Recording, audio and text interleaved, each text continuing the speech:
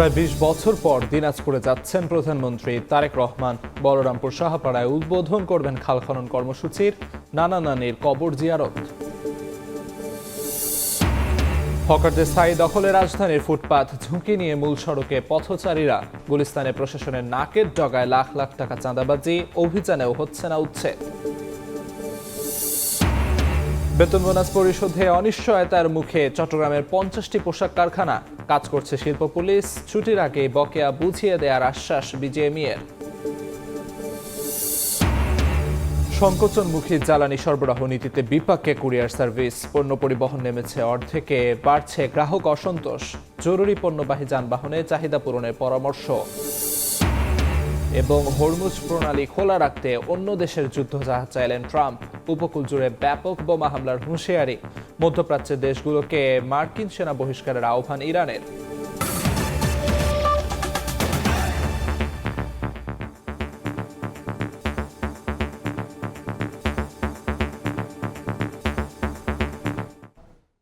সকালের সময়ের সঙ্গে আছি আমি আমিরুল ইসলাম আলিফ।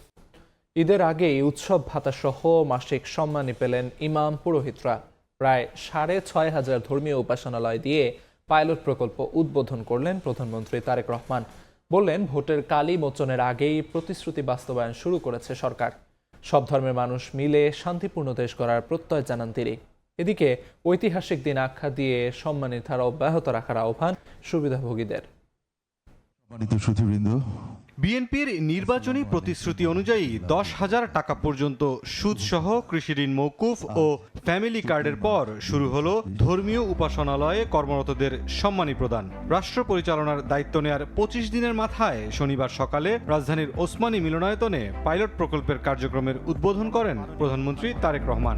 মাননীয় প্রধানমন্ত্রী বাংলাদেশ জাতীয়তাবাদী প্রকল্পের আওতায় প্রথম ধাপে ৪,৯০৮টি মসজিদের খতিব, ইমাম, মুয়াজ্জিন, খাদেম, ৯৯০টি মন্দিরের পুরোহিত সেবায়েত, ১৮৮টি বৌদ্ধ মন্দিরের অধ্যক্ষ উপাধ্যক্ষ মিলে ১৬,৯৯২ জন পেলেন মাসিক সম্মানী ও উৎসব ভাতা। প্রতিটি মসজিদে ইমাম বা খতিব মাসে ৫,০০০, মুয়াজ্জিন ৩,০০০ এবং খাদেম ২,০০০ টাকা করে মোট ১০,০০০ টাকা পেলেন। অন্য উপাসনালয়ের পুরোহিত ও বিহার অধ্যক্ষরা ৫,০০০ এবং সেবায়েত ও উপাধ্যক্ষরা ৩,০০০ করে পেলেন মোট ৮,০০০ টাকা। এছাড়া ২,০০০ টাকা করে দেয়া হয় উৎসব ভাতাও। আমার এই প্রাপ্তি আমার পরিবার, সমাজ আমাকে সম্মানিত করবে। বর্তমান সরকারের এই ধরনের ভাতা প্রদান কার্যক্রম মাননীয় প্রধানমন্ত্রী যুগান্তকারী সিদ্ধান্ত। সরকারের ভাতা প্রদান কার্যক্রম সত্যি প্রশংসনীয়। অনুষ্ঠানে স্মারক চেক তুলে দিয়ে প্রধানমন্ত্রী তারেক রহমান বলেন, ভোটের কালি মুছে যাওয়ার আগেই প্রতিশ্রুতি বাস্তবায়ন শুরু করেছে তার সরকার। যারা অর্থনৈতিকভাবে পিছিয়ে রয়েছেন তাদের জন্য একটি সম্মানী বা আর্থিক সহায়তা কিংবা কর্মসংস্থান সৃষ্টির মাধ্যমে আর্থিক বৈষম্য দূর করে আমরা সবাই মিলে একটু শান্তিতে একটু ভালোভাবে থাকব। ভোটের কালি নখ থেকে মোচনের আগেই আমরা আমাদের সকল প্রতিশ্রুতি ধারাবাহিকভাবে বাস্তবায়নের কাজ শুরু করেছি। সব ধর্মের মানুষ মিলে শান্তিপূর্ণ দেশ গড়ার প্রত্যয় জানান সরকার প্রধান। বলেন, জেলা উপজেলায় আইন শৃঙ্খলা রক্ষা কমিটির সদস্য হিসেবে একজন ধর্মীয় নেতাকে রাখার সিদ্ধান্ত নিয়েছে সরকার। কেউ যেন আমাদের মধ্যে বিভেদ সৃষ্টি করতে না পারে। মুসলমান, হিন্দু, বৌদ্ধ, খ্রিস্টান আমরা সবাই মিলে ইনশাল্লাহ একটি শান্তিময়, শান্তিপূর্ণ বাংলাদেশ গড়ে তুলব একসাথে। দেশের প্রতিটি নাগরিকের রাজনৈতিক এবং অর্থনৈতিক ক্ষমতায়ন নিশ্চিত করার মাধ্যমে আমরা আমাদের দেশকে একটি শক্তিশালী ভিত্তির উপরে প্রতিষ্ঠিত করতে চাই, যাতে করে আর কোনো ফ্যাসিবাদ কিংবা তাদের তাবেদার অপশক্তি মানুষের স্বাধীনতা কেড়ে নিতে না পারে। আগামী ৪ বছরে ধাপে ধাপে সব ধর্মীয় উপাসনালয়ের দায়িত্বপ্রাপ্তদের এ সম্মানের আওতায় আনবে সরকার। কর্মসূচি বাস্তবায়নে রাষ্ট্রের বার্ষিক ব্যয় হবে প্রায় ৪,৪০০ কোটি টাকা। সরকারি বা দেশি বিদেশি সংস্থার অনুদানপ্রাপ্ত ধর্মীয় প্রতিষ্ঠান এ সুবিধার বাইরে থাকবে। মুরসালিন হক জুনায়েদ, সময় সংবাদ, ঢাকা। প্রায় ২০ বছর পর দিনাজপুরে যাচ্ছেন প্রধানমন্ত্রী ও বিএনপি চেয়ারম্যান তারেক রহমান। সোমবার কাহারোল উপজেলা বলরামপুর সাহাপাড়া খাল খনন কর্মসূচির উদ্বোধন করবেন তিনি। এর মাধ্যমে দেশব্যাপী নদী, নালা, খাল, জলাধার খনন ও পুনঃখনন শুরু হবে। এদিন প্রধানমন্ত্রী সড়ক পথে দিনাজপুর শহরে ফরিদপুর কবরস্থানে তার নানা নানির কবর জিয়ারত করবেন। গোলাম নবী দুলালের তথ্য ও মনজিদ আলম শিমুলের ছবি নিয়ে ডেস্ক রিপোর্ট। প্রধানমন্ত্রী ঢাকা থেকে সৈয়দপুর এয়ারপোর্টে সকাল 10:30টায় পৌঁছাবেন। সেখান থেকে সবার আগে বাংলাদেশ বাসটিতে করে যাবেন কাহারোল। খাল খনন উদ্বোধন শেষে দিনাজপুর শহরে আসবেন। নানা নানির কবর জিয়ারত করে সার্কিট হাউস মাঠে ইফতার করবেন। সৈয়দপুর থেকে রাত 8টার বিমানে রওনা দেবেন ঢাকার উদ্দেশ্যে। এদিকে প্রাণের নেতা তারেক রহমানের আগমনে অপেক্ষার প্রহর গুনছেন তৃণমূলের নেতাকর্মীরা। দিনাজপুর জুড়ে বিরাজ করছে উৎসব মুখর পরিবেশ, চলছে সাজসজ্জা ও ব্যাপক প্রস্তুতি। প্রধানমন্ত্রী তারেক রহমান নানা নানির কবর জিয়ারত করবেন বলে শেখ ফরিদপুর কবরস্থানে চলছে সংস্কার ও পরিচ্ছন্নতার কাজ। আমরা ফরিদপুর কবরস্থানের বিভিন্ন সংস্কার কাজ ইতিমধ্যে সম্পূর্ণ করতে পেরেছি। ইনশাল্লাহ সেই প্রতীক্ষায় আছি, উনি আসবেন, কবর জিয়ারত করবেন। দিনাজপুর সফর নিয়ে জেলা বিএনপির সভাপতি মোফাজ্জল হোসেন দুলাল বলেন, প্রধানমন্ত্রী তারেক রহমানের স্মৃতি বিজড়িত দিনাজপুর শহরের বালুবাড়িতে তার মা আপসহীন নেত্রী 3 বারের প্রধানমন্ত্রী প্রয়াত বেগম খালেদা জিয়ার জন্মভূমি। এই মাটিতেই কেটেছে প্রধানমন্ত্রীর কৈশোর শৈশব। নানা ইস্কান্দার মজুমদার ও নানি বেগম তৈয়বা মজুমদার এবং বড় খালা প্রয়াত মন্ত্রী বেগম খুরশিদ জাহান হক শেখ ফরিদপুর কবরস্থানে শায়িত আছেন। সৈয়দপুর এয়ারপোর্ট থেকে সোজা উনি খাল খনন উদ্বোধন করবেন। এই সমাবেশ উপলক্ষে বিএনপি এবং এলাকার মানুষের মধ্যে একটা প্রাণ চাঞ্চল্যের সৃষ্টি হয়েছে, এটা আমরা দেখতে পাচ্ছি। প্রাণ চাঞ্চল্যতার মধ্য দিয়ে উনি আসবেন, হাজার হাজার লোক ওনাকে অভিবাদন জানাবেন। প্রধানমন্ত্রীর আগমন উপলক্ষে নেওয়া হয়েছে কঠোর নিরাপত্তা ব্যবস্থা। এই ট্রাফিক ব্যবস্থাপনা, হিউম্যান কন্ট্রোল বা যে মানুষদের কন্ট্রোল করা থেকে শুরু করে সিকিউরিটি বিষয়ে যাবতীয় বিষয়ে আমরা এসএসএফ এর পরামর্শেই আমরা করছি। আমরা আশা করি যে খুব শীঘ্রই আমাদের সকল প্রস্তুতি আমরা সম্পূর্ণ করে আগামী যে 16 তারিখে মাননীয় প্রধানমন্ত্রীর দিনাজপুর সফর এটি সফলভাবে আমরা সম্পন্ন করতে পারব। প্রধানমন্ত্রীর দিনাজপুর সফর ঘিরে নিরাপত্তায় এসএসএফ ছাড়াও গোয়েন্দা সংস্থার সদস্য এবং 3000 পুলিশ মোতায়েন থাকবে। সময় সংবাদ, দিনাজপুর। রাজধানীর ফুটপাতগুলো পরিণত হয়েছে হকারদের স্থায়ী দখলে। মিরপুর, ফার্মগেট, উত্তরা প্রায় সব এলাকারই একই চিত্র। বাধ্য হয়ে ঝুঁকি নিয়ে মূল সড়কে চলাচল করছেন পথচারীরা। অন্যদিকে তীব্র যানজটে স্থবির হয়ে পড়েছে নগর জীবন। বিস্তারিত মাহাদি ইসলাম ধ্রুবর প্রতিবেদনে, ক্যামেরায় ছিলেন মোমেন হোসেন ও জাকারিয়া জয়।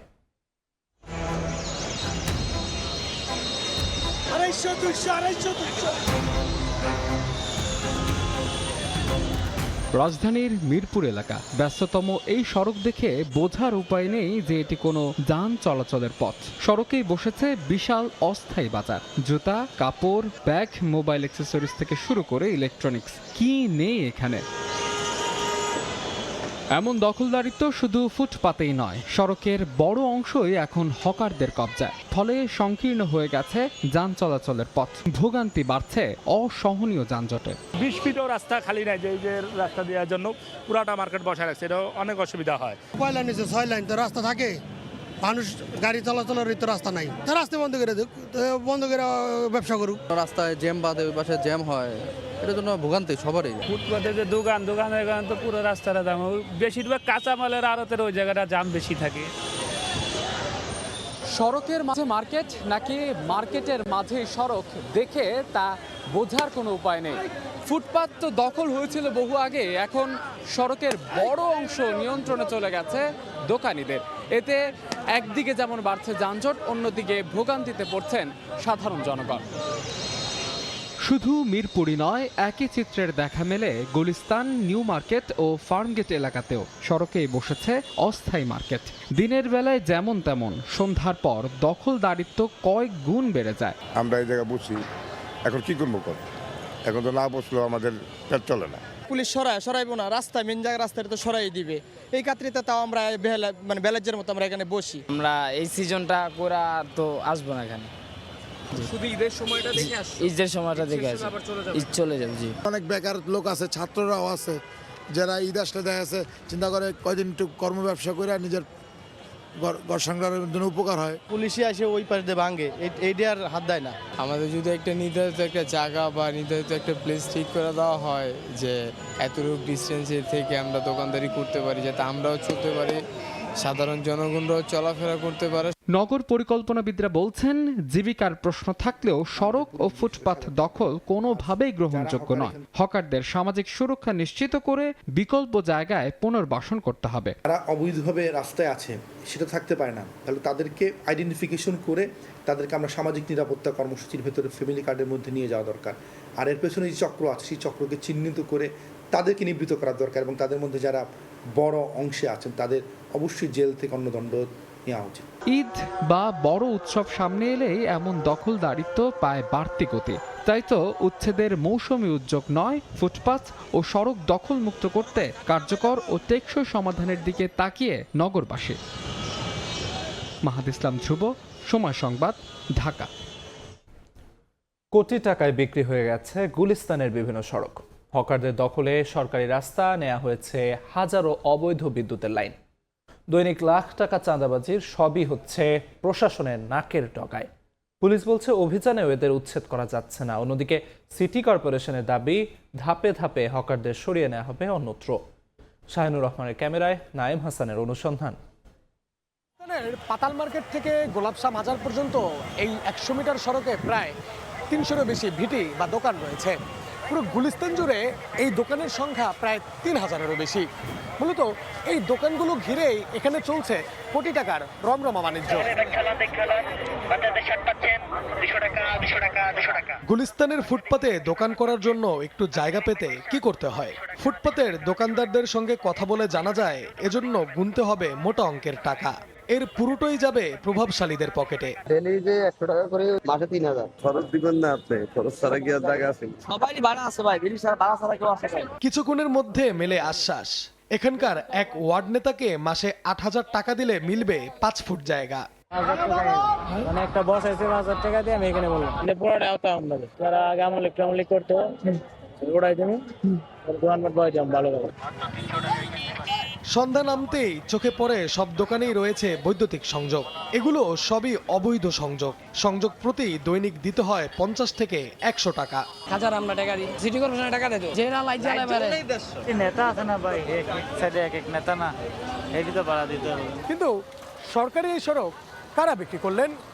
লাইটের নামে দৈনিক 50 থেকে 100 টাকা চাঁদা তাদের পেটে ঢুকছে। 50,000 টাকা বা 1 লাখ টাকা দিয়ে 5 টাকার এক একটা দোকান চকি ফালায় বিক্রি করা হয়। এই ইউনিটের নেতাকর্মীরা এটা পরিচালনা করে। যখন যে সরকার আসে তাদের নেতাকর্মীরা এই খায়। তথ্য বলছে বছরের পর বছর গুলিস্তানের বিভিন্ন সড়ক ফুটপ্রতি দামে বিক্রি করেন বিভিন্ন রাজনৈতিক দলের নামধারী কিছু মানুষ। ক্ষমতা পরিবর্তন হলে পরিবর্তন হয় ব্যক্তির নাম পরিচয়, কিন্তু দখলদারিত্ব থেকে যায় পুরনো নিয়মেই। পুরো গুলিস্তানকে কয়েকটি ভাগে ভাগ করে চলে এই অবৈধ নিয়ন্ত্রণ। প্রায় 2 কিলোমিটার সড়ক জুড়ে 2000-এর বেশি দোকানে জায়গা প্রতি মাসিক ভাড়া 6 থেকে 10,000 টাকা। দোকান প্রতি অ্যাডভান্স 50,000 থেকে 1 লাখ। 50,000 টাকা দিতে পারবেন? অগ্রিম দিতে হবে টাকা। 1 2 3 4 রোড কই, এটা তো আনলিমিটেড হয়ে গেছে করা সিন্ডিকেট। চাঁদা দিলেও ভয়ে ক্যামেরার সামনে মুখ খুলতে চান না হকাররা। বড় বড় নেতারা দোকান চালায়, এক নেতারা 4-5টা করে লাগায়, লোক কিছু বলার নাই, কোনো কাকে বলবেন আপনি? পুলিশ সরাসরি টাকার ভাগ পুলিশ ও সিটি কর্পোরেশনের কর্মচারীরা পান বলেও দাবি তাদের। পুলিশ না মিলে এখানে বসতে দিবে, সামলা দেবো আজকে 3টা বাজে, আগের দিন কই দিব। অন্যদিকে ফুটপাত দখলের বিষয়টি অস্বীকার করছেন অভিযুক্তরা। আপনি কত দিবেন খরচ? ওই পারে সাজু ভাই গলাইনে যে কথা কর। আসসালামু আলাইকুম। গুলিস্তান একটা দোকান লাগাবো ভাই, ট্রেড সেন্টারের সাইডটা অবৈধ না।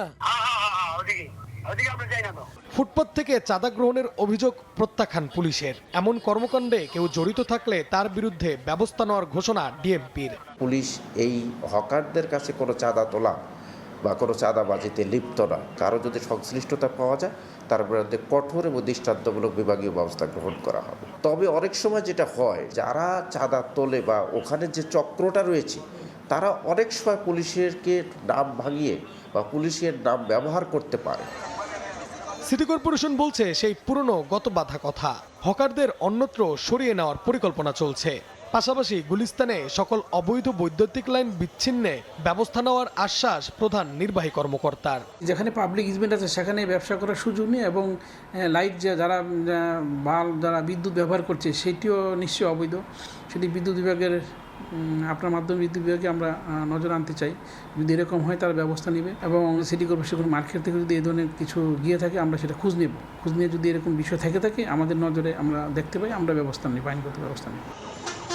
সড়ক ফুটপাত থেকে সরিয়ে দিলে বিকল্প কর্মসংস্থান তৈরি করে দেওয়ার আহ্বান হকারদের। এটা গুলিস্তান মানুষ সড়কের ভিতরে টুকটাক কিছু করে খাচ্ছে ভাই, দোকান দিয়ে এটি তো সাইড কইরা ভাই, হামলা দিলে আবার জায়গা আবার বসি। নাইম হাসান, সময় সংবাদ, ঢাকা। গভীর রাতেও জ্বালানি তেল নিতে পাম্পগুলোতে গ্রাহকের ভিড়। বাইকে 600 টাকা এবং ব্যক্তিগত গাড়িতে মিলছে 3000 টাকার জ্বালানি। অন্য জায়গায় দীর্ঘ অপেক্ষার পরও পর্যাপ্ত তেল না পাওয়ার অভিযোগ সাধারণ মানুষের। তাই ভোগান্তি নিরসনে দ্রুত পদক্ষেপ নেওয়ার আহ্বান তাদের। মধ্যপ্রাচ্য যুদ্ধ পরিস্থিতির উত্তপ দেশের জ্বালানির তেলের বাজারে রেশনিং পদ্ধতিতে তেল বিপণনে ভোগান্তি বেড়েছে সাধারণ মানুষের। শনিবার মধ্যরাতেও রাজধানীর পাম্পগুলোতে গ্রাহকদের দীর্ঘ লাইন। বাইকে 600 টাকার ও ব্যক্তিগত গাড়িতে 3000 টাকার তেল পাচ্ছেন তারা। তবে চাহিদা অনুযায়ী তেল না পাওয়ায় ক্ষোভ তাদের। 1-1.5 ঘন্টা 2 ঘন্টা 3 ঘন্টা তেলের পাম্পে দাঁড়ায় থাকা, এটা হ্যাসেল ছাড়া আর কিছুই না। 5 লিটার নিতে পারলে ভালো, না তো আমার প্রতিদিন 2 বার আসতে হচ্ছে পাম্পে। আর আমি যে একবার ফুল ট্যাঙ্কি করতে পারতাম আমার 3-4 দিন আসা লাগতো না। কয়েক ঘন্টা যাবত লাইনে দাঁড়িয়ে আমরা ফুয়েল পাচ্ছি না, এটা কেন হবে? সবাইকে তেল সরবরাহের কথা জানান পাম্প কর্তৃপক্ষ, যার কারণে বিক্রি করতে হচ্ছে সীমা নির্ধারণ করেই। তেল আসলে কালকে থেকে আমরা দেবো, পুরো যদি সবার ফুল দিয়ে দিতে তাহলে সবাই পাবে না, সবাই ভোগান্তির মধ্যে আছে। বিপণন ব্যবস্থা আগের মতো করে চাহিদা অনুযায়ী তেল সরবরাহের আহ্বান গ্রাহকের। এম এ আজিম, সময় সংবাদ, ঢাকা। সংকোচনমুখী জ্বালানি সরবরাহ নীতিতে বিপাকে পড়েছে দেশের কুরিয়ার সার্ভিস। ব্যক্তিগত কিংবা বাণিজ্যিক গ্রাহক অসন্তোষ বাড়ায় 2 সপ্তাহের ব্যবধানে এ খাতে পণ্য পরিবহন নেমেছে প্রায় অর্ধেকে। এমন অবস্থায় পণ্যবাহী যানবাহনকে চাহিদা মতো জ্বালানি দেওয়ার পরামর্শ অর্থনীতিবিদদের। মাঝপথে কিংবা যাত্রার শুরুতে এভাবে ঘন্টার পর ঘন্টা অপেক্ষা করে জ্বালানি নিচ্ছে যানবাহনগুলো। তাও আবার গন্তব্য যত দূরে বা পৌঁছানো যত জরুরি হোক না কেন, তেল মিলছে সরকারের বেঁধে দেওয়া সীমার মধ্যেই। একটা পাম্পে তেল নিতে মিনিমাম 2 থেকে 2.5 ঘন্টা সিরিয়ালে থাকতে হয়। তারপরে পাম্পের লজেনের কাছে গেলে ওনারা তেল দেয় আমাদের মাত্র 10 লিটার। তেল না পাওয়ার কারণে টিপ মারতে পারতেছি না ঠিক মতন। আগে টিপ মারতাম তো অনেক দূরে করে, এখন তো একটাও ঠিক মতো মারতে পারতেছি না। কালকে থেকে গাড়িতে মাল নিয়ে বসে আছি, তেল নিতে পারতেছি না। যানবাহন জ্বালানি সরবরাহে সরকারের এই রেশনিং পদ্ধতির কারণে ব্যাহত হচ্ছে ডকুমেন্টস, ঔষধ, ব্যক্তিগত পার্সেল ও বাণিজ্যিক পণ্য পৌঁছে দেওয়া কুরিয়ার সার্ভিস। আগে তেল নিতে লাগতো মাত্র 5-10 মিনিট সর্বোচ্চ গেলে, আর এখন বর্তমানে 2-4 ঘন্টা লাগে, তাও আপনার 5 লিটার তেল দেয়, তাও দিতে কষ্ট হয়ে যায়। আমাদের অফিস থেকে একটা নির্দেশনা দেওয়া আছে, আপনার মোটরসাইকেলের সর্বোচ্চ 2 লিটার, আর প্রাইভেট কারে হচ্ছে 10 লিটার, আর যেগুলা জিপ গাড়ি প্রাডো ওইগুলাতে হচ্ছে 20 থেকে সর্বোচ্চ 25 লিটার পর্যন্ত। সঠিক সময়ে পণ্য পৌঁছে দিতে না পারায় গ্রাহক অসন্তোষ বাড়ছে। এতে প্রায় অর্ধেকে নেমেছে কুরিয়ারে, এমন দাবি কুরিয়ার সার্ভিসেস অ্যাসোসিয়েশন অব বাংলাদেশের। জ্বালানি প্রবলেম হওয়াতে আমাদের ধরেন চিটাগংয়ে 15 গাড়ি প্রোডাক্ট যেত, সেখানে যাচ্ছে 7 গাড়ি। মেডিকেল ইকুইপমেন্ট যেগুলো যাচ্ছে বিভিন্ন হসপিটালে বা জরুরি জিনিসপত্র তারা টাইমলি পাচ্ছে না। অকটেন বা ডিজেল বা পেট্রোল যার যেটা প্রয়োজন সেটা দিয়ে এটা ম্যানেজ করা উচিত। উৎপাদন থেকে শুরু করে পরিবহন ও যোগাযোগ ব্যবস্থার উপর সংকোচনমুখী জ্বালানি সরবরাহ নীতি চেপে বসলে বাণিজ্যিক কর্মকাণ্ড বিশৃঙ্খল হয়ে পড়বে বলে আশঙ্কা অর্থনীতিবিদদের। রেশনিং করা হচ্ছে, এটা তো অবশ্যই আমাদের উৎপাদনের উপরে সাময়িকভাবে হলেও একটা চাপ সৃষ্টি করছে, এবং সেটা তাদের ব্যয় বাড়ানোর দিকেও এটা নিয়ে যাচ্ছে, আবার তাদের প্রতিযোগিতা সক্ষমতার উপরেও তো সেটা একটা চাপ সৃষ্টি করবে, এটাও স্বীকার করার উপায় নেই। তাৎক্ষণিকভাবে সিদ্ধান্ত নিয়ে আমরা এটা সামাল দিতে পারি, তাহলে যে এখন সীমাবদ্ধতাগুলি আরোপ করা হয়েছে সেটা আমরা দ্রুত তুলে নিতে পারবো। এদিকে মধ্যপ্রাচ্য সংঘাত চলমান থাকলেও হরমুজ প্রণালীতে বাংলাদেশি তেলবাহী জাহাজকে নিরাপদে চলাচলের অনুমতি দিতে সম্মত হয়েছে ইরান, যা দেশে জ্বালানি সরবরাহ স্বাভাবিক রাখতে সহায়ক হবে বলে মনে করছেন সংশ্লিষ্টরা।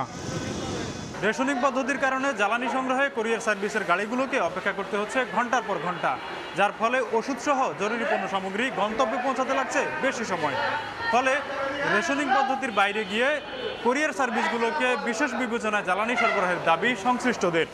তোফাজ্জল হোসাইন, সময় সংবাদ, ঢাকা।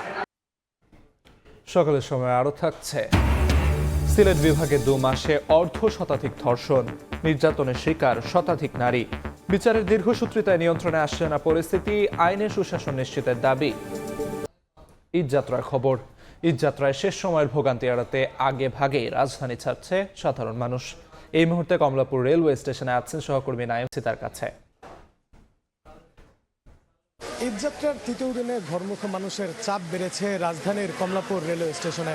আজকে সকাল থেকে আমরা কমলাপুর রেলওয়ে স্টেশনে অবস্থান করছি। এখানে এখনো পর্যন্ত ঈদযাত্রার প্রায় 10টি ট্রেন সকাল থেকে ছেড়ে গেছে। প্রত্যেকটি ট্রেনই কিন্তু হচ্ছে সঠিক শিডিউল অনুসরণ করেই ছেড়ে গেছে। এখনো পর্যন্ত বড় কোনো শিডিউল বিপর্যয়ের ঘটনা ঘটেনি। আমরা কমলাপুর রেলওয়ে স্টেশন মাস্টারের সঙ্গে কথা বলেছিলাম, তিনি আমাদেরকে যেমনটা জানিয়েছেন যে আজকে ভোর 4:45 থেকে মূলত এই ঈদযাত্রার যে ট্রেনগুলো রয়েছে সেই ট্রেনগুলো একের পর এক ট্রেন ছেড়ে গেছে। এখনো পর্যন্ত যেহেতু কোথাও কোনো দুর্ঘটনা বা অনাকাঙ্ক্ষিত ঘটনা ঘটেনি, সে কারণে কোনো শিডিউল বিপর্যয়ের ঘটনা ঘটেনি। স্টেশন মাস্টার আমাদেরকে আরও জানিয়েছেন যে যদি কোনো দুর্ঘটনার মতো ঘটনা না ঘটে থাকে তাহলে ঈদ পরবর্তী আরও যেই ট্রেনগুলো রয়েছে আজকে সারাদিনে প্রত্যেকটি ট্রেনই শিডিউল অনুসরণ করেই ছেড়ে যাবে। এছাড়াও আমরা আজকে সকাল থেকে এখানে দেখেছি যে আজকে যেহেতু ঈদযাত্রার তৃতীয় দিন চলছে, সকাল থেকেই কিন্তু যাত্রীদের যথেষ্ট চাপ রয়েছে কমলাপুর রেল স্টেশনে। তবে আমরা যাত্রীদের সঙ্গে কথা বলেছি, তারা কিন্তু কোনো ধরনের ভোগান্তির শিকার হচ্ছে না, বরং যেই ট্রেনগুলো শিডিউল অনুসরণ করেই হচ্ছে সঠিক সময় ছেড়ে যাচ্ছে, এই কারণে কিন্তু যাত্রীরাও বেশ সন্তুষ্টি প্রকাশ করেছেন। এছাড়াও আমরা দেখেছি আজকে কমলাপুর রেলওয়ে স্টেশনে কিন্তু পর্যাপ্ত পরিমাণে নিরাপত্তা ব্যবস্থাও রয়েছে। এখানে প্রায় 3 স্তরের নিরাপত্তা ব্যবস্থা রয়েছে। কোনো যাত্রী বা কোনো সাধারণ মানুষকেও কিন্তু হচ্ছে টিকিট ছাড়া কমলাপুর রেল স্টেশনে প্রবেশ করতে দেওয়া হচ্ছে না। তবে সচরাচর ঈদ যাত্রা বলতে আমরা যেমনটা বুঝি যে কমলাপুর রেলওয়ে স্টেশনে যাত্রীদের প্রচুর পরিমাণে চাপ থাকবে, তেমনটা কিন্তু খুব নেই, সেটাও আমরা বলতে পারি। কারণ যেহেতু সরকারি ছুটি এবার খুব বেশি রয়েছে, এছাড়াও ঈদের আগেই রমজানের শুরুর দিকেই হচ্ছে স্কুল বা কলেজে বিশ্ববিদ্যালয়গুলো বন্ধ করে দেওয়া হয়েছে। এ কারণে ধাপে ধাপে আমরা দেখেছি যে যাত্রীরা কিন্তু ঢাকা ত্যাগ করছে। ঢাকা ত্যাগ করে তারা কিন্তু হচ্ছে তাদের যে পরিবার বা আত্মীয় স্বজন যাদের সঙ্গে তারা ঈদ উদযাপন করতে যাবে তাদের সঙ্গে কিন্তু ঈদ উদযাপন করতে নির্দিষ্ট গন্তব্যে পৌঁছানোর চেষ্টা করেছে। আমরা যাত্রীদের সঙ্গে কথা বলেছি, তারা বলেছেন যে এই যে ধাপে ধাপে ছুটি হওয়ার কারণে কিন্তু তারা অনেক আগেই ঢাকা ত্যাগ করতে পারছেন। এছাড়া আমরা কমলাপুর স্টেশন মাস্টার ও ম্যানেজারের সঙ্গেও কথা বলেছি, তারা আমাদেরকে যেমনটা জানিয়েছেন যে ঈদে এবার যে 5 জোড়া বিশেষ ট্রেনের সরকার ব্যবস্থা করেছে, এই 5 জোড়া বিশেষ ট্রেনের ব্যবস্থা করার কারণেও কিন্তু হচ্ছে যে যাত্রীদের যে সমাগম বা যাত্রী চাপ রয়েছে সেই যাত্রী চাপ কিন্তু তারা সামাল দিতে পারছে। আমরা দেখেছি যে এই কমলাপুর রেল স্টেশন থেকে এখনো পর্যন্ত আজকে সকাল থেকে প্রায় 15 মিনিট বা 20 মিনিট পরবর্তী সময় একটির পর একটি ট্রেন বিভিন্ন গন্তব্যে ছুটে যাচ্ছে। এই কারণে এখানে কিন্তু খুব একটা যাত্রী চাপ দেখা যাচ্ছে না। তবে ঈদ পরবর্তী যে শিডিউল রয়েছে সে ট্রেনের, সেই শিডিউলগুলোও কিন্তু যে সঠিক সময় কমলাপুর রেল স্টেশন থেকে ছেড়ে যাবে এমনটাই কিন্তু আশা করছেন যাত্রীরা। তো এই ছিল আমার কাছে রাজধানীর কমলাপুর রেল স্টেশন থেকে সর্বশেষ তথ্য। রাজধানীর কমলাপুর রেল স্টেশন থেকে সবশেষ খবরাখবর জানাচ্ছিলেন সহকর্মী নাইম হাসান। ঈদের ছুটি শুরু হতে বাকি আর মাত্র 3 কর্মদিবস। তবে চট্টগ্রামে বেশ কিছু গার্মেন্টস সহ শিল্প কারখানার শ্রমিকদের বেতন বোনাসের এখনও সুরাহা হয়নি। বেতন বোনাস বকেয়া থাকায় অন্তত 50টি শিল্প কারখানা প্রশাসনের জন্য মাথা ব্যথার কারণ হয়ে দাঁড়িয়েছে। শাখা টিপুর ক্যামেরায় বিস্তারিত জানাচ্ছেন কমল দে। ঈদের আগে আবারও আলোচনায় চট্টগ্রামের পোশাক কারখানা। শিল্প পুলিশের তথ্য মতে নগরীর ছোট বড় 1676টি শিল্প প্রতিষ্ঠানের মধ্যে 287টি কারখানার শ্রমিকদের ফেব্রুয়ারি বেতন এবং 413টি কারখানায় ঈদের বোনাস পরিশোধ করেনি মালিক পক্ষ। এর মধ্যে স্বতন্ত্র গার্মেন্টস কারখানা রয়েছে 64টি। বাড়ি ফেরা মানুষের ভোগান্তি কমাতে 18 মার্চের আগেই এসব প্রতিষ্ঠানে বকেয়া বেতন এবং বোনাস পরিশোধের নির্দেশনা দিয়েছে শিল্প পুলিশ। শেষ কর্মদিবসে যদি বোনাসের ডেট থাকে, ওই দিন যদি কোনো কারণে যারা বোনাস দিতে ফেল করে তাহলে কিন্তু মালিককে পাওয়া যায় না, শ্রমিকরা তখন রাস্তাঘাট অবরোধ করে। আমাদের ইন্ডাস্ট্রিয়াল পুলিশের পক্ষ থেকে বলছে যে কোনোভাবেই শেষ কর্মদিবসে বোনাস দেওয়া যাবে না। গার্মেন্টস মালিকদের সংগঠন বিজিএম এর সদস্যভুক্ত চট্টগ্রামের 342টি গার্মেন্টসের মধ্যে 302টি ফেব্রুয়ারি মাসের বেতন পরিশোধ করলো। ঈদের বোনাস দিতে পেরেছে 187টি প্রতিষ্ঠান। সেই অনুযায়ী এখনো 40টি কারখানা শ্রমিকদের বেতন এবং 155টির বোনাস বকেয়া রয়ে গেছে। তবে ঈদের বন্ধ শুরু হওয়ার আগেই বকেয়া বেতন বোনাস পরিশোধের আশ্বাস দিয়েছে মালিকেরা। যে বাকি আছে এগুলি উইদিন ওয়ার্কিং আওয়ারের মধ্যে পরিশোধ করবেন বলে আমাদেরকে অবহিত করেছেন এবং 18 তারিখের মধ্যে পরিশোধ করবেন এরকম করে আমাদেরকে অবহিত করেছেন। প্রতি বছরই ঈদের আগে বকেয়া বেতন বোনাস নিয়ে শ্রমিকদের মধ্যে চরম অসন্তোষ সৃষ্টি হলো। এবার অনেকটা স্বস্তিতে রয়েছে গার্মেন্টস মালিকেরা। বিশেষ করে সরকারের কাছ থেকে গার্মেন্টস সেক্টরের 2,500 কোটি টাকার নগদ প্রণোদনার পাশাপাশি চাহিদা অনুযায়ী সহজ শর্তে ঋণ ছাড় হয়েছে কয়েকদিন আগেই। ব্যাংকগুলো জটিলতা এড়িয়ে দ্রুত টাকা পরিশোধে সক্ষম হলে চলতি বছরের ঈদ মৌসুম সুন্দরভাবে কেটে যাওয়ার আশা বিজিএমই এর। যেটা পেয়েছি সেটা সবার চাহিদা মোতাবেক এবং ব্যাংকও ডিরেক্টলি সব ওয়ার্কারের কিন্তু এমএফএসের মাধ্যমে ওয়ার্কারের অ্যাকাউন্টে চলে যাচ্ছে। সেখানে কখনো মালিক পক্ষে বা অন্য কারো এখানে কোনো সম্পৃক্ততা নাই। সেজন্য আমরা বলতে পারছি 100% আমরা ওভারকাম করতে পারছি। এবার চট্টগ্রামের 3টি ইপিজেডের বাইরে গার্মেন্টস সহ অন্যান্য শিল্প কারখানায় শ্রমিক রয়েছে অন্তত 12 লাখ, আর ইপিজেডে শ্রমিকের সংখ্যা 3 লাখের বেশি। 18 মার্চ শেষ কর্মদিবস, আর তার আগেই ন্যায্য বেতন এবং বোনাস নিয়ে প্রিয়জনদের সাথে ঈদের আনন্দে শরিক হতে চান দেশের লাখো গার্মেন্টস শ্রমিক। কমল দে, সময় সংবাদ, চট্টগ্রাম। ব্যাংক ঋণে সুদের হার ছাড়িয়েছে 16%। এমন অবস্থায় কর্মসংস্থান সৃষ্টি ও বিনিয়োগ ব্যয় কমাতে বিশ্বের অন্যান্য দেশগুলোর সঙ্গে মিল রেখে নীতি সুদের হারের যৌক্তিকীকরণের উপায় খুঁজছে কেন্দ্রীয় ব্যাংক। তবে সেখানে বড় বাধা খেলাপি ঋণ, বলছেন অর্থনীতিবিদরা। সুদের হারে উদ্বেগ জানিয়ে ব্যবসায়ীরা বলছেন কিছু ঋণ খেলাপির অপরাধের মাসুল পুরো শিল্প খাতের প্রবৃদ্ধি বাধাগ্রস্ত করছে, যা সমীচীন নয়। সেলিয়া সুলতানের রিপোর্ট। ভূরাজনৈতিক অস্থিতিশীলতার বছরগুলো পর্যবেক্ষণে দেখা যায় উচ্চ মূল্যস্ফীতির দেশগুলোতে ধারাবাহিকভাবে ঋণের সুদ গুনতে হচ্ছে 33 থেকে কখনো কখনো শতভাগ। আবার চীন, যুক্তরাষ্ট্র, যুক্তরাজ্য, ফ্রান্স, জার্মানি, সৌদি আরব, ভারতের মতো দেশে ঋণের সুদের হার 2023 সালের পর থেকে ওঠানামা করছে 2 থেকে 7.5%। 2024 সাল থেকে সংকোচনমূলক মুদ্রানীতি অনুসরণ করছে বাংলাদেশ ব্যাংক। ধারাবাহিকভাবে নীতি সুদ হার 10% স্থির রাখার ফলে ঋণের সুদ বেড়েছে 16% বা তারও বেশি। এমন উচ্চ সুদে বেড়েছে ব্যবসা পরিচালনা ব্যয়। ফলে বিনিয়োগের মন্থরতা দূর করে সরকারের 1 কোটি কর্মসংস্থান তৈরিতে সুদের হারের শিথিলতা ও যৌক্তিকীকরণের উপায় খুঁজছে বাংলাদেশ ব্যাংক। সব পরিপালন করে যদি ব্যবসা করতে চান, আপনার তো 15% রিটার্ন হওয়া টাফ। তারপর যদি আবার 15% ইন্টারেস্ট দিতে হয়, তবে তো আপনার পক্ষে প্রফিটেবল একটা প্রতিষ্ঠান হিসেবে টিকে থাকা দুষ্কর হয়ে যাবে। আবার কিছু ব্যাংকের যা লিকুইডিটি ক্রাইসিসে আছে, ডিপোজিটের কাছে সুদ হার কমিয়ে ফেলে, আবার তারা ডিপোজিট পাবে না। অর্থনীতি বিশ্লেষকদের মতে বৈশ্বিক যুদ্ধ পরিস্থিতি নিজেদের নিয়ন্ত্রণে না থাকলেও সরকারের লক্ষ্য আর অর্জনে বড় বাধা হবে খেলাপি ঋণ। এনপিএলকে অ্যাড্রেস না করে কিন্তু আপনি রেট অফ ইন্টারেস্ট কমাতে পারবেন, ওটা সাস্টেনেবল হবে না। ওটা জোর করে কমানো হবে, কিন্তু এটা সাস্টেনেবল হবে না। সুতরাং সাস্টেনেবলি রেট অফ ইন্টারেস্ট কমাতে গেলে আপনার এনপিএল এর উপর হাত দিতে হবে। ব্যবসায়ী সংগঠন বলছে কিছু মন্দ ব্যবসায়ীদের জন্য পুরো শিল্প খাতকে চ্যালেঞ্জে ফেলা সমীচীন নয়। কিছু দুষ্টু লোক কিছু ব্যাংক থেকে তাদের পার্সোনাল ভাবে তাদের লোনগুলা দিয়ে তারা অন্য জায়গায় চলে গেছে, টাকা পাচার হয়ে গেছে। সবাই তো করেনি, সবাই কেন সাফার করছে? কেন আমার ইন্টারেস্ট রেট এত হাই হলো? এই হাই যে হলো, এই পরিমাণ মুনাফা তো আমি অর্জন করি না। টেকসই বিনিয়োগ ধরে রাখতে কেন্দ্রীয় ব্যাংকের যে কোনো নীতি সহায়তা কার্যকর করতে একই সাথে এক্সচেঞ্জ রেটে স্থিতিশীলতা ধরে রাখা, আইন শৃঙ্খলা পরিস্থিতি ও কাঠামোগত সংস্কার ও নিরবিচ্ছিন্ন জ্বালানিতে মনোযোগ দিতে হবে সরকারকে। সেলিয়া সুলতানা, সময় সংবাদ, ঢাকা। সিলেট বিভাগে কমছে না ধর্ষণ ও নারী নির্যাতনের ঘটনা।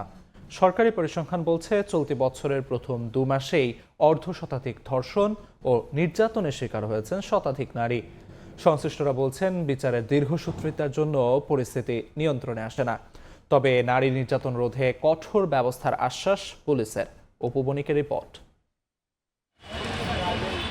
দিন দিন সিলেট বিভাগে বাড়ছে ধর্ষণ ও নারী নির্যাতনের ঘটনা। সরকারি পরিসংখ্যান বলছে চলতি বছরের মাত্র 2 মাসে 55 জন ধর্ষণ ও 112 জন নারী নির্যাতনের শিকার হয়েছেন। 2025 সালে 1476টি নারী নির্যাতনের মধ্যে ধর্ষণ ও যৌন নির্যাতনের শিকার হন 554 জন নারী। আর 2024 সালে এই সংখ্যা ছিল 1330 জন।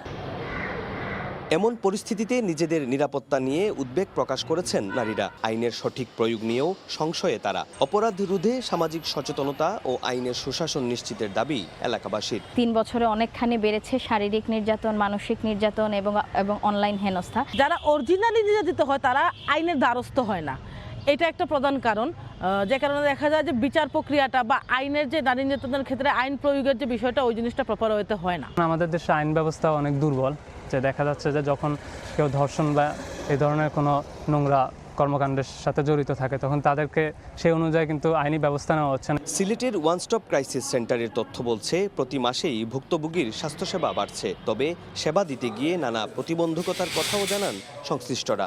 আইনতভাবে থানা লইতাম, যাইতে আমরা বাচ্চা উদ্ধার করারও একটা ফর্মুলা পাইছি, আমরা যে কোনো দ্রুতভাবে আমরা বাচ্চা উদ্ধার করা লাগে, আমরা উদ্ধার করতাম। মেয়ে বিয়া দেওয়ার পরে ও মেয়ের তো বাড়ি ফিট করে, আবার দাওয়ান দিয়ে করে ওটা আবার ফুটরায় করে। একটা প্রজেক্টের আন্ডারে পরিচালিত হতো। এটা গত বছর বা তার আগের বছর থেকে প্রজেক্টের কার্যক্রম এটা শেষ হয়ে গেছে। নতুন করে শুরু করা যায় বা আমরা নতুন লোকবল এখানে দিতে পারি, তাহলে আমাদের এই সীমিত পরিসরের সেবাটাকে আমরা আরও উন্নতভাবে আরও সামগ্রিকভাবে আমরা এটা প্রদান করতে পারবো। আইন কর্মকর্তাদের মতে এ ধরনের অপরাধ বাড়ার পেছনে বিচার প্রক্রিয়ার ধীরগতি বড় একটি কারণ। অনেক সময় অর্থের বিনিময়ে আপোষ করায় মীমাংসা হয়ে যায়, ফলে একই ধরনের অপরাধের ঝুঁকি বাড়ে। ওরা বাইরে গিয়ে আপোষ করে টাকা পয়সা বিনিময়ে আপোষ করে বলছে, এই জন্য ওদের শাস্তিটা হচ্ছে না, যার কারণে ওরা এরকম এক্সেসিভ অ্যাসল্টের মতো ক্রাইমটা করতে পারতেছে। দ্রুত বিচার নিশ্চিত করা গেলে অপরাধ অনেকটাই কমে আসবে বলে মনে করেন বিশেষজ্ঞরা। আইন শৃঙ্খলা পরিস্থিতি নিয়ন্ত্রণের জন্য যে ল এনফোর্সিং এজেন্সিগুলো আছে তারা তার যথাযথ ভূমিকা পালন করবে। এটা যদি পালন না করে তাহলে আইন শৃঙ্খলা পরিস্থিতি খারাপ হবে। মানুষকে খুব বেশি সচেতন থাকতে হবে, মেয়েদেরকে থাকতে হবে, আর পুলিশ প্রশাসন তো অবশ্যই, ওনারা যদি আমাদেরকে সঠিকভাবে নিরাপত্তা দেন তাহলে আশা করি এই অপরাধগুলো অনেকটাই কমে যাবে। নারী নির্যাতন রোধে কঠোর ব্যবস্থার আশ্বাস পুলিশের। নারী ও শিশু নির্যাতন দমন আইনের যে সমস্ত মামলা বা যে সমস্ত ঘটনা, এইসব বিষয়ে আমরা খুবই কঠোর পদক্ষেপ নিই। ঘটনা ঘটার সাথে সাথেই আমরা দ্রুত অ্যারেস্ট করার চেষ্টা করি এবং অধিকাংশ ক্ষেত্রেই আমরা সফল হই। উসমানী মেডিকেল কলেজ হাসপাতালে বর্তমানে 5 জন সিনিয়র স্টাফ নার্স, 4 জন পুলিশ সদস্য, 1 জন আইনজীবী এবং ডিএনএ ল্যাবে 3 জন কর্মকর্তার সমন্বয়ে 6 সজ্জার ওয়ান স্টপ ক্রাইসিস সেন্টারের কার্যক্রম পরিচালিত হচ্ছে। অপু বণিক, সময় সংবাদ, সিলেট। পবিত্র ঈদ উল ফিতর সামনে রেখে ব্যস্ততা বেড়েছে দক্ষিণাঞ্চলে। নারীর টানে বাড়ি ফিরতে আগে ভাগেই বাসের টিকিট আর লঞ্চের কেবিনের জন্য ভিড় করছেন মানুষ। তবে এবারের ঈদ যাত্রায় মাথা ব্যথার কারণ হয়ে দাঁড়িয়েছে জ্বালানি সংকটের শঙ্কা। বিস্তারিত সুমন হাসানের তোলা ছবি ও মেহেদি হাসান বাপ্পির রিপোর্টে। ঈদের বাকি এখনও কয়েকদিন, তবে এর মধ্যেই শুরু হয়ে গেছে শেকড়ের টানে ফেরার প্রস্তুতি। বরিশাল সহ দক্ষিণাঞ্চলের জেলাগুলোর যাত্রীদের মূল ভরসা বাস ও লঞ্চ। আগামী 16 মার্চ থেকে মূলত শুরু হবে বরিশালমুখী মানুষের স্রোত। লঞ্চ মালিকরা বলছেন অগ্রিম বুকিং শেষ হলেও তাদের কপালে এখন চিন্তার ভাঁজ। বিশ্ববাজার ও অভ্যন্তরীণ বাজারে জ্বালানি তেলের সংকটে লঞ্চ চলাচল স্বাভাবিক রাখা নিয়ে তৈরি হয়েছে শঙ্কা। ঢাকা থেকে আসারও টিকিট দিতেছি, যাওয়ারও টিকিট দিতেছি, একই সাথে যাত্রীরা নিয়ে যাচ্ছে। যাত্রীদের চাপ আছে, যেমন 16, 17, 18, এই তিনটাতে আমাদের কোনো কেবিন এখন আপাতত নাই। যাবে এবং আসবে স্পেশাল ট্রেনে, এর বেশি পারবে না, তেল নাই, আমাদের কোনো তেল নেই। অথবা তৈল সংকটের সম্ভাবনা আছে যুদ্ধ পরিস্থিতির কারণে। এদিকে সড়ক পথের চিত্রটাও খুব একটা স্বস্তির নয়। বরিশালগামী বাসের অগ্রিম টিকিট বিক্রি শুরু হলেও ফিরতি টিকিট মিলছে না সহজে। বাস সংশ্লিষ্টদের দাবি, জ্বালানি সংকটের কারণেই তারা 23 তারিখের পরের ফিরতি টিকিট বুকিং নিতে সাহস পাচ্ছেন না। বরিশাল থেকে রিটার্ন টিকিট সেটা এখনো আমাদের ছাড়া হয়নি, হয়তো 2-4 দিন পরে ছাড়বে। অগ্রিম কোনো বুকিং নেই, আমি কোনো অ্যাডভান্স দিই না। কারণ হলো যে গাড়ি সময় মতো হাতে পাই না, গাড়ি আসতে পারে না। আমরা প্রতিনিয়তই তেলের অভাবে গাড়ি বন্ধ রাখতে হইতেছে। ঈদের পরে হয়তো 4 দিন বা 5 দিন ভিড় থাকবে, সেটা কোনো সমস্যা হবে না। আইন শৃঙ্খলার কোনো অবনতি হবে না, অতিরিক্ত ভাড়ারও কোনো সমস্যা হবে না যদি তেলের সংকট দেখা না দেয়, দাম না বাড়ায়। সংশ্লিষ্টদের তথ্য মতে এবারের ঈদে দক্ষিণের সড়ক ও নৌপথে কয়েক লাখ মানুষ যাতায়াত করবে। মেহেদি হাসান বাপ্পি, সময় সংবাদ, বরিশাল। বইমেলা মানেই শব্দের উৎসব, অক্ষরের উল্লাস, কিন্তু এই উৎসবে এমন কিছু পাঠক আছেন যাদের কাছে চোখে ধরা দেয় না অক্ষর, বরং ধরা দেয় স্পর্শে। ছোট ছোট ডটের ভাঁজে তারা খুঁজে পান জ্ঞানের আলো, খুঁজে পান নিজের এক অনন্ত পৃথিবী। মাইমুনা হায়দার চৌধুরীর প্রতিবেদনে জানবো সেই অদেখা বইমেলা সম্পর্কে। ক্যামেরায় ছিলেন সাইফুল ইসলাম। আকাশটাকে নিয়ে আমার মস্ত বড় খেলা, মেঘের কোলে ভাসতে চায় চিলেকোটার ভেলা, বাতাস যখন থাকে গিয়ে শান্ত। অমর একুশে বইমেলায় ঢুকলেই ভেসে আসে নতুন বইয়ের ঘ্রাণ, শব্দ, গল্প আর কল্পনার রঙে ভরে ওঠে পুরো প্রাঙ্গণ। কিন্তু এই উৎসবের মাঝেই আছে আরেকটি নীরব জগৎ, যেখানে ছাপার অক্ষরে নয়, ছোট ছোট ডটের স্পর্শে খুলে যায় জানার দরজা। মেঘের কোলে ভাসতে চায় চিলেকোটার ভেলা। চোখ নয়, স্পর্শই আয়েশার দৃষ্টির উৎস। বইয়ের পাতায় পরম মমতায় বুলিয়ে চলে তার ছোট্ট দুটো হাত। ডটের পর ডট ছুঁয়ে সে যেন খুঁজে নেয় এক অদেখা পৃথিবী। আলো হারানো চোখ থামিয়ে রাখতে পারেনি তাকে, বরং অজানাকে জানার আকুলতা টেনে এনেছে বইয়ের কাছে। আমরা যে পড়াশোনা করতে পারি দৃষ্টির জয়ীরা, এটা সকলের মধ্যে আমরা ছড়িয়ে দিতে চাই। অ্যাটলিস্ট একটা করে ব্রেইল বই থাকে, আমরা প্রতিটা স্টলে যেয়ে ঘুরে ঘুরে বইগুলোকে দেখে বেছে বইগুলো কিনতে পারি, নিজেদের বন্ধু বান্ধবদের নিয়ে ঘুরে ঘুরে দেখতে পারি।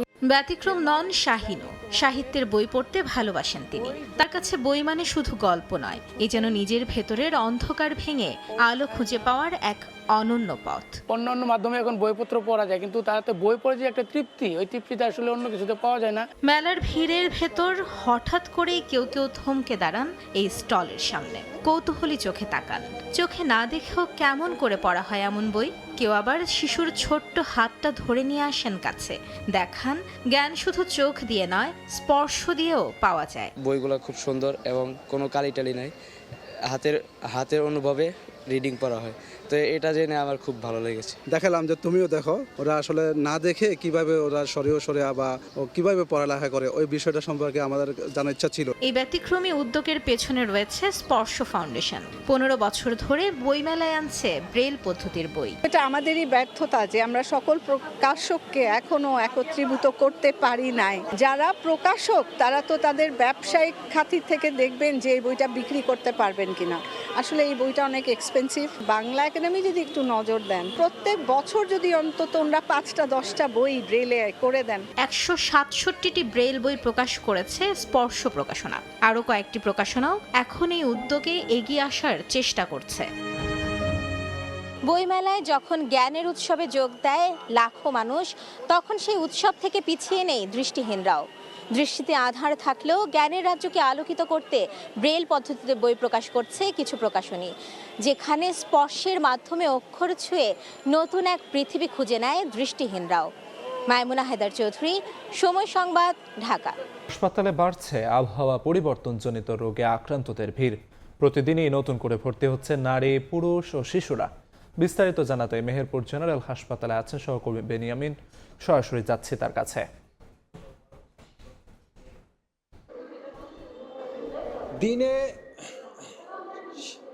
শীতের শেষে এবং বসন্তের শুরু থেকেই যে আবহাওয়ার তাপমাত্রার আবহাওয়ার যে পরিবর্তন, সেই পরিবর্তনের কারণে যে একটি প্রভাব সাধারণ মানুষের মধ্যে পড়েছে সেটি কিন্তু লক্ষ্য করা গিয়েছিল। গত 1 মাস ধরে মেহেরপুর জেনারেল হাসপাতালে আবহাওয়া পরিবর্তনজনিত কারণে কিন্তু গড়ে প্রায় 300 রোগী এখানে ভর্তি হয়ে চিকিৎসা নিয়েছে।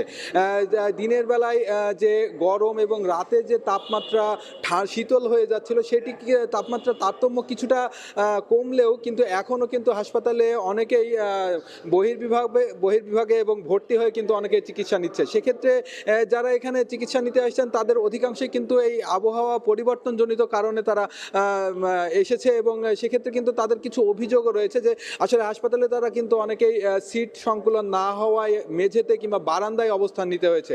পাশাপাশি ওষুধ সংকটেরও কিন্তু কিছু অভিযোগ রোগীরা জানিয়েছে। হাসপাতালে যে চিকিৎসকরা রয়েছেন তারা কিন্তু বলছেন যে তারা প্রথম দিকে কিন্তু আসলে এই আবহাওয়া পরিবর্তনজনিত কারণে যে সকল রোগী আসছিল তাদেরকে সেবা দিতে গিয়ে তাদেরকে কিছুটা হিমশিম খেতে হয়েছে। তো সেক্ষেত্রে যে সকল রোগীরা এসেছিলেন তাদের অধিকাংশই কিন্তু শিশু রোগী, কারণ শিশু রোগীরা এইসব ঠান্ডাজনিত রোগ কিংবা শ্বাসকষ্টজনিত রোগে অনেকেই আক্রান্ত হয়েছিল এবং আক্রান্ত রোগীদের অনেকেই কিন্তু এখানে ভর্তি হয়ে চিকিৎসা নিয়েছে। তো সেক্ষেত্রে চিকিৎসকরা জানাচ্ছে যে এই সময়ে যারা অসুস্থ হয়ে পড়ছে তাদেরকে সতর্ক থাকতে হবে যেন এই আবহাওয়া পরিবর্তনে তারা আক্রান্ত না হয়ে যায় এবং ঘেমে তারা যেন অসুস্থ না হয়ে পড়ে। এই ছিল মেহেরপুরে তাপমাত্রা পরিবর্তনের কিংবা আবহাওয়া পরিবর্তনের সর্বশেষ খবর। মেহেরপুর থেকে সবশেষ খবরাখবর জানাচ্ছেন যে সহকর্মী বেনিয়ামিন। সেচ সংকটে 2 দশকে পতিত হয়েছে সুনামগঞ্জের 10,000 হেক্টর জমি। চাষের জন্য হাওরের অনেক জমির মাটি কেটে নিচু করছেন কৃষক। সংকট নিরসনে খাল ও নালা বাড়িয়ে পানি সংরক্ষণের তাগিদ দিচ্ছে কৃষি বিভাগ। হিমাদ্রি শেখর ভদ্রের পাঠানো তথ্য ও ছবি নিয়ে রিপোর্ট। জমির উপরিভাগের মাটি কেটে নেওয়া হচ্ছে এক্সকেভেটর দিয়ে। অনেক জমিতে সৃষ্টি হয়েছে গর্ত। সেচ সংকটে সুনামগঞ্জের বিভিন্ন হাওরে এখন মাটি ফেটে চৌচির। দীর্ঘ 2 দশকের এ সমস্যার কারণে তাহিরপুর উপজেলার অনেক হাওর পরিণত হয়েছে গোচারণ ভূমিতে। অন্যদিকে সদর, দোয়ারবাজার ও তাহিরপুরের হাওরের অনেক জমি কেটে নিচু করছেন কৃষক। প্রতি ট্রাক মাটি বিক্রি হচ্ছে মাত্র 200 টাকায়। কেটে নেওয়া এসব মাটি ব্যবহার করা হচ্ছে পাশের নির্মাণাধীন সড়কের কাজে। জমির মালিকদের দাবি, সেচ সংকটে কোনো ফসল উৎপাদন করতে না পারায় জমির উচ্চতা নিচু করা হচ্ছে। যদিও সরকারি নিয়ম অনুযায়ী ফসলি জমির মাটি কাটা সম্পূর্ণ নিষিদ্ধ। বেশি অভাব সংসারের মধ্যে কোনটা খরচ চাইতে পারে না, ও মাটি বেচতে না খরচ কি টাকা বই কিছু খরচ খায়। এই যে নদী গাছা গুতা যা আছে সব পানির অভাব, নদী বাংলা রক্ষা করলে আমরা ক্ষেত মেশিন বই আমরা ক্ষেত করতে পারি। যারা গরিব অসহায় মানুষ এরা পারেন না জমিন করতে, এরার জমিন আমরা কাইটিয়া ওদের কিছু ফসলের জন্য টাকা দিয়ে আমরা ওই মাটিগুলা রাস্তায় দিই। আমরা মাটিটা সবে দেড় দিকে আর আমরা যে টান জায়গাটা সমান করবার লাগে আর সরকারি রাস্তাত মাটি দেওয়ার লাগে আমরা হচ্ছে আমরা ওখানে সমান করে নেব। ফুটে 1.5 টাকা 2 টাকা তো কৃষক দিয়ে কিনে আনিস।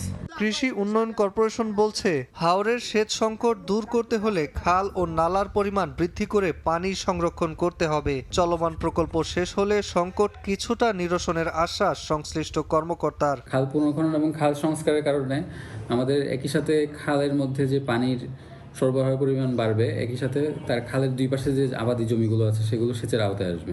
তো আমরা প্রায় এই অর্থ বছরে প্রায় 80 কিলোমিটারের মতো খাল খননের কাজ ধরে রেখেছি সুনামগঞ্জ জেলায়।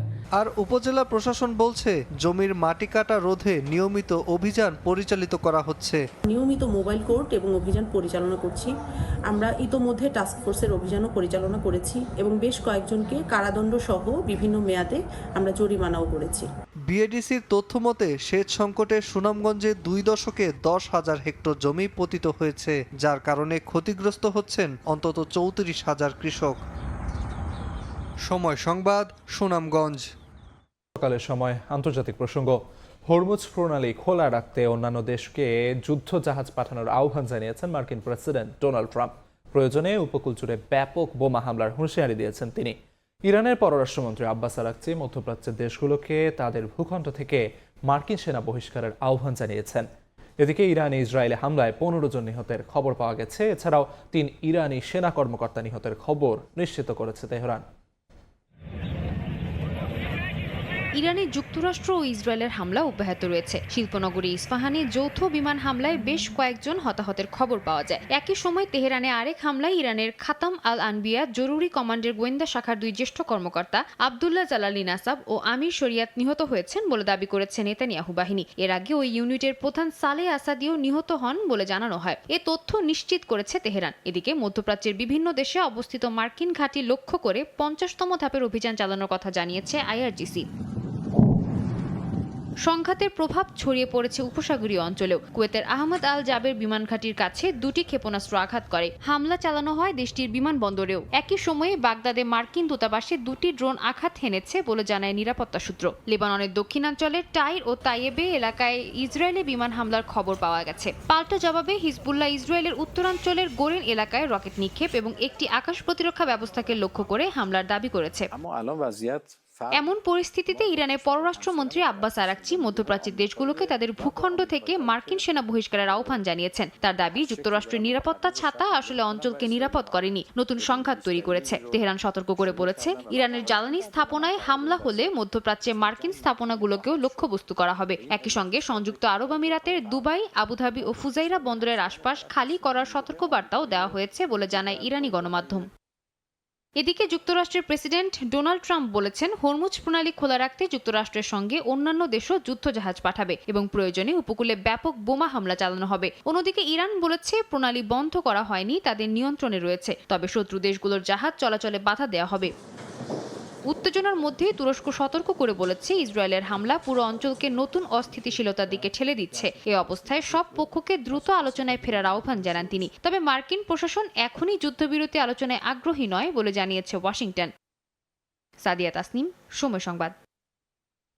এদিকে ইরান যুদ্ধবিরতি চায় বলে দাবি করেছেন মার্কিন প্রেসিডেন্ট ডোনাল্ড ট্রাম্প। গণমাধ্যম এনবিসিকে দেয়া এক সাক্ষাৎকারে তিনি বলেন, যুদ্ধ বন্ধে চুক্তির সময় এখনো আসেনি। ট্রাম্প দাবি করেন, তেহরান আলোচনায় আগ্রহী হলেও এখন পর্যন্ত প্রস্তাবিত শর্ত সুবিধাজনক নয়। সম্ভাব্য চুক্তির শর্ত কি হতে পারে তা জানাতে অস্বীকৃতি জানালেও তিনি ইঙ্গিত দেন, ইরানকে সম্পূর্ণভাবে পারমাণবিক কর্মসূচি ত্যাগের প্রতিশ্রুতি দিতে হবে। চলমান যৌথ হামলায় ইরানের সামরিক সক্ষমতা দ্রুত ধ্বংস হয়ে যাচ্ছে বলেও দাবি করেছেন মার্কিন প্রেসিডেন্ট। দেখছেন সকালের সময় বাংলাদেশ পাকিস্তান ওয়ানডে সিরিজের খবর। অলিখিত ফাইনালের সামনে দাঁড়িয়ে দুই দল, সিরিজ বাঁচাতে খোলা নেই জয় ভিন্ন কোনো পথ। র্যাঙ্কিংয়ের কারণে পাকিস্তানের চেয়ে ম্যাচের গুরুত্ব বেশি বাংলাদেশের কাছে। অবশ্য এমন ম্যাচের আগের দিনে নাজমুল হোসেন শান্তবাদে বাকিরা ছিলেন বিশ্রামে। ঘুরে দাঁড়াতে শান্ত সাহেবদের ভুল শোধরাতে বললেন কোচ তালহা জুবায়ের। মিরপুরে ম্যাচ শুরু দুপুর 2:15। শিক্ষক আছে, ছাত্র নেই, অলিখিত ফাইনালের আগে এমনই চিত্র। কোচিং স্টাফের সদস্যরা মাঠে আসলেও আসেনি স্কোয়াডে থাকা ক্রিকেটাররা। ব্যতিক্রম অবশ্য নাজমুল হোসেন শান্ত। শেষ এক বছরে একটা 50 নেই ওয়ানডে ক্রিকেটে। পাকিস্তান সিরিজের 2 ম্যাচেই পরাস্ত হয়েছেন গতির সামনে। তাই ফাস্ট বোলিংয়ের বিপক্ষেই এদিন ছিল শান্তর ব্যাটিং অনুশীলন। অবশ্য টাইগার টপ অর্ডারে থাকা বাকিদের অবস্থাও শান্তর মতোই। দ্বিতীয় ওয়ানডের ভরাডুবিতে তাই সাইফ শান্তদের দায় দিলেন কোচ তালহা জুবায়ের। শেষ ম্যাচে সুযোগ পেতে পারেন স্কোয়াডে থাকা সৌম্য সরকার। আপনার যখন 275-এর একটা টার্গেট আপনি চেস করতে নেমেছেন, অবশ্যই আপনার টপ 4-এর থেকে একজনের 40-50 ওভার্সের মধ্যে ঢুকতে হবে, একজনের একটা বড় ইনিংস খেলতে হবে, যেইটা আমাদের ল্যাকিং ছিল লাস্ট গেমে। সো আমাদের আর্লি 3 উইকেট পড়ে গেছে। সো 4 ওভার 3 বলের মধ্যে আমার 3 উইকেট পড়ে গেছে। তারপরে আবার একটা বৃষ্টির একটা ইন্টারাপশন। সো আপনি 10 ওভারে যদি 3 উইকেট চলে যায়, তাহলে ওয়ানডে ক্রিকেটে জেতার পসিবিলিটিটা অনেক কমে যায়। বাংলাদেশের মতো পাকিস্তান দলও এদিন হোটেল বন্দি সময় কাটায়। দ্বিতীয় ম্যাচে দলটার প্রত্যাবর্তন আত্মবিশ্বাস যোগাবে। একই ধারাবাহিকতা ধরে রাখতে চাইবে সিরিজ নির্ধারণী ম্যাচেও।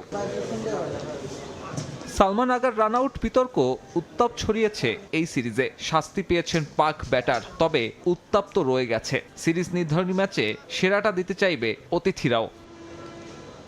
সেরাটা দেওয়ার বিকল্প নেই বাংলাদেশের সামনেও, তবে ফলাফল পক্ষে আনতে উন্নতি আনতে হবে ব্যাটিং ইউনিটে। তালহা জুবায়েরও মনে করেন, ভুল ত্রুটি কম করলেই সিরিজ নিশ্চিত করা সম্ভব। দেখেন, পাকিস্তান প্রথম ম্যাচ থেকে যেই শিক্ষাটা নিয়ে ওরা ব্যাটিং করেছে, কিংবা ওরা যেই ভুলটা থেকে ওরা ওগুলো ভুল শুধরে সেকেন্ড ম্যাচে কামব্যাক করেছে।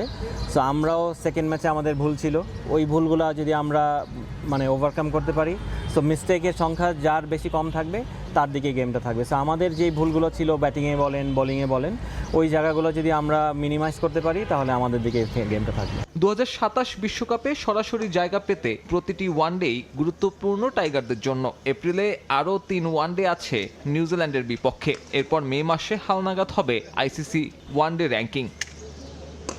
সাব্বির মিথুন, সময় সংবাদ, ঢাকা। এ পর্যায়ে শীর্ষ সংবাদগুলো জানিয়ে দিচ্ছি আরেকবার। হকারদের স্থায়ী দখলে রাজধানীর ফুটপাত, ঝুঁকি নিয়ে মূল সড়কে পথচারীরা। গুলিস্তানে প্রশাসনের নাকের ডগায় লাখ লাখ টাকা চাঁদাবাজি, অভিযানেও হচ্ছে না উচ্ছেদ। বেতন বোনাস পরিশোধে অনিশ্চয়তার মুখে চট্টগ্রামের 50টি পোশাক কারখানা। কাজ করছে শিল্প পুলিশ। ছুটির আগে বকেয়া বুঝিয়ে দেওয়ার আশ্বাস বিজেএমইএর। এবং হরমুজ প্রণালী খোলা রাখতে অন্য দেশের যুদ্ধ জাহাজ চাইলেন ট্রাম্প। উপকূল জুড়ে ব্যাপক বোমা হামলার হুঁশিয়ারি। মধ্যপ্রাচ্যের দেশগুলোকে মার্কিন সেনা বহিষ্কারের আহ্বান ইরানের। এই ছিল সকালের সময়। এরপর থাকছে আন্তর্জাতিক সময়, সঙ্গে থাকবেন কাজল আব্দুল্লাহ। ধন্যবাদ আলিফ। আন্তর্জাতিক সময় নিয়ে আসছে কিছুক্ষণ পরে, সঙ্গে থাকুন সময়ের।